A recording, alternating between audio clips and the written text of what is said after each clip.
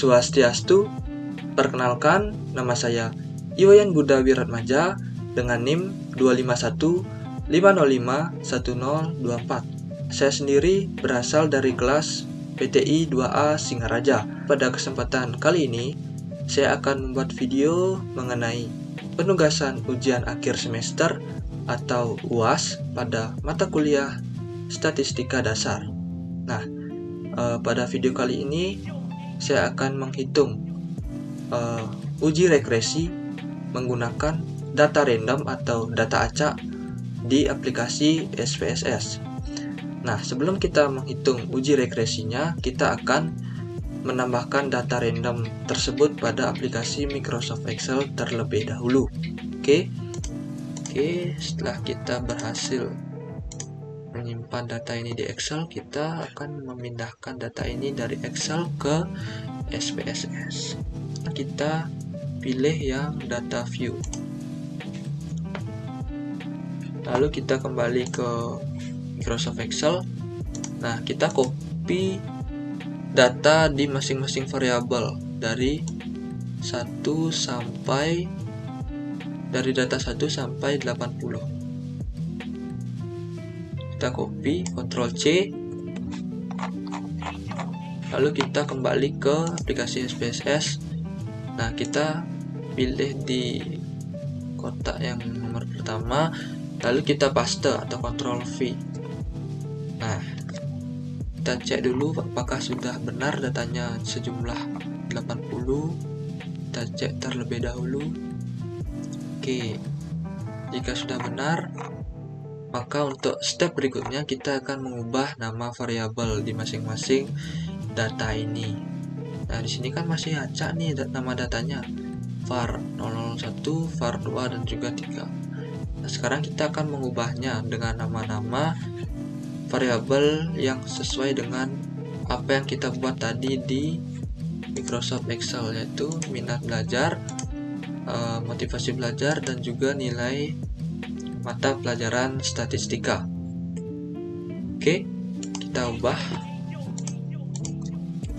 menjadi minat.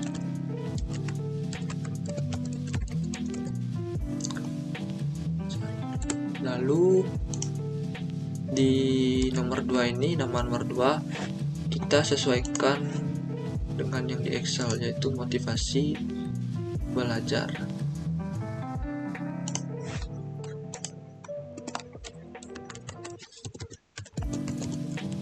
Ingat, gunakan underscore supaya tidak error nantinya kalau ada spasi.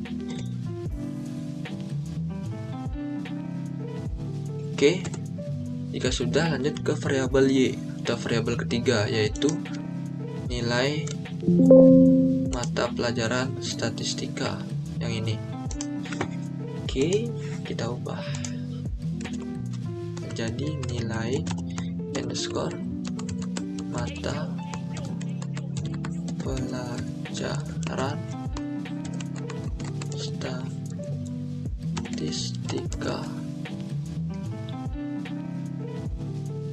Oke, jika sudah, kita enter. Lalu kita kembali ke bagian menu data view. Nah, di sini sudah terlihat bahwa nama variabelnya sudah berhasil berubah menjadi yang variabel X1 menjadi minat belajar, yang variabel X2 menjadi motivasi belajar, lalu yang variabel Y menjadi nilai mata pelajaran statistika. Nah, lalu untuk step berikutnya, bagaimana cara menghitung analisis atau uji regresinya? Oke, kita langsung menuju ke tombol atau tools analyze. Oke, setelah itu kita pilih di bagian analyze, kita pilih regression. Nah, di sini ada regression, klik tanda panah, lalu kita pilih yang bagian linear. Nah, untuk di sini terdapat dependent dan juga independent dalam kurung S. Nah, untuk dependent kita masukkan yang variabel Y. Nah, pada variabel Y terdapat nilai mata pelajaran statistika. langsung saja kita pindahkan ke dependent. Lalu untuk independent atau S, kita masukkan variabel X, yang dimana terdapat dua variabel X, yaitu variabel minat belajar, variabel X1, dan juga variabel motivasi belajar, yaitu variabel X2.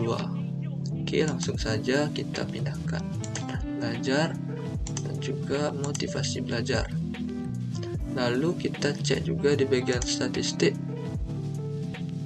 pastikan untuk estimate dan juga model fit itu tercentang, dan juga ini sudah otomatis outlier outside, standard deviation-nya 3.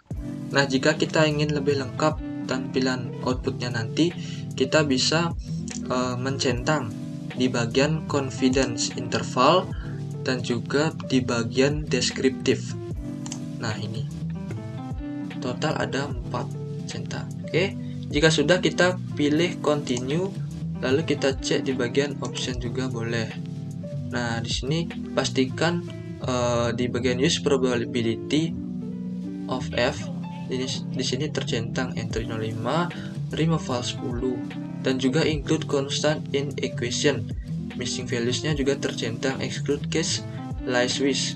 Oke, jika sudah, kita continue. Lalu di sini di dependentnya variabel Y, dan juga di independent variabel X, yang dimana ada X1 dan juga X2. Nah, jika sudah, kita akan menampilkan outputnya. Oke, lanjut, kita klik OK. Nah, di sini sudah keluar output dari uji regresi yang telah kita lakukan menggunakan data random atau data acak yang kita buat tadi di Microsoft Excel. Nah, di sini di bagian outputnya terdapat 3 tabel, yaitu yang pertama ada bagian descriptive statistik, lalu ada correlation-nya, lalu ada yang ketiga yaitu variable enter atau remove. Nah, disinilah untuk output yang paling penting pada uji regresi ini.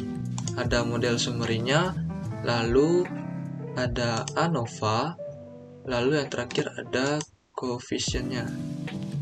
Oke, di sini ada model summary. Pada tabel pertama, yaitu di bagian model summary, diperoleh nilai R sebesar 0,101 dan juga nilai R square sebesar 0,010. Nah, nilai R ini menunjukkan hubungan antara variabel bebas, yaitu variabel minat belajar dan juga variabel motivasi belajar, dengan variabel terikat, yaitu nilai mata pelajaran statistika. Nilai R sebesar 0,101 menunjukkan bahwa hubungan yang bisa dibilang sangat lemah. Sementara itu, nilai R square yang sebesar 0,010 menunjukkan bahwa minat belajar dan motivasi belajar hanya mampu menjelaskan 1% saja variasi nilai mata pelajaran statistika. Sedangkan 99% sisanya dipengaruhi oleh faktor lain yang tidak dapat diteliti dalam video kali ini. Lalu lanjut ke tabel yang kedua, yaitu tabel ANOVA. Pada bagian tabel ANOVA ini diperoleh nilai F sebesar 0,394, yang ini, dengan nilai signifikansinya sebesar 0,676. Karena nilai signifikansinya 0,676 lebih besar dari 0,05, maka model regresi tidak signifikan. Artinya, secara bersama-sama atau simultan, variabel minat belajar dan juga variabel motivasi belajar tidak berpengaruh signifikan terhadap nilai mata pelajaran statistika. Lalu lanjut ke bagian tabel yang ketiga, yaitu pada bagian tabel terakhir, di sini terisi koefisien.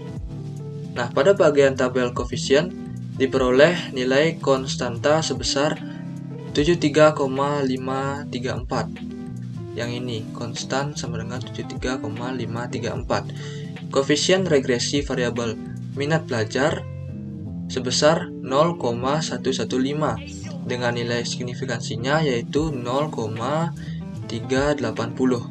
Sedangkan koefisien regresi variabel motivasi belajar sebesar min 0,015 dengan nilai signifikansinya yaitu 0,906. Nah, karena kedua nilai signifikansi tersebut lebih besar dari 0,05, maka minat belajar maupun motivasi belajar bisa dibilang tidak berpengaruh secara signifikan, secara parsial terhadap nilai mata pelajaran statistika. Berdasarkan nilai koefisien tersebut, persamaan regresi yang dapat diperoleh yaitu Y sama dengan 73,534 ditambah 0,115 X, min 0,015 X. Lalu, berdasarkan nilai koefisien tersebut, persamaan regresi yang dapat diperoleh yaitu Y sama dengan 73,534 ditambah 0,115 X, min 0,015 X, yang dimana persamaan tersebut menunjukkan bahwa setiap kenaikan satu satuan minat belajar akan meningkatkan nilai mata pelajaran statistika sebesar 0,115. Sedangkan setiap kenaikan satu satuan motivasi belajar akan menurunkan nilai mata pelajaran statistika sebesar 0,015 dengan asumsi bahwa variabel lain tetap. Namun, kedua pengaruh tersebut tidak signifikan secara statistik.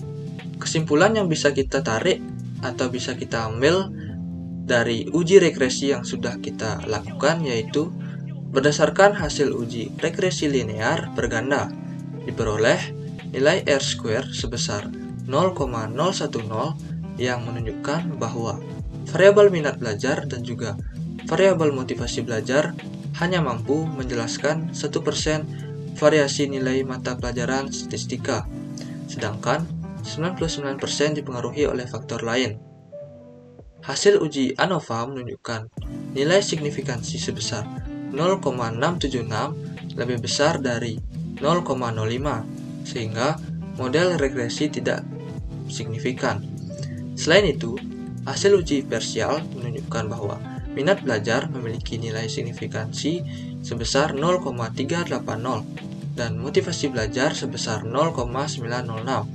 Yang keduanya lebih besar dari 0,05. Nah, dengan demikian dapat disimpulkan bahwa minat belajar dan motivasi belajar tidak berpengaruh secara signifikan terhadap nilai mata pelajaran statistika, baik secara simultan maupun secara parsial.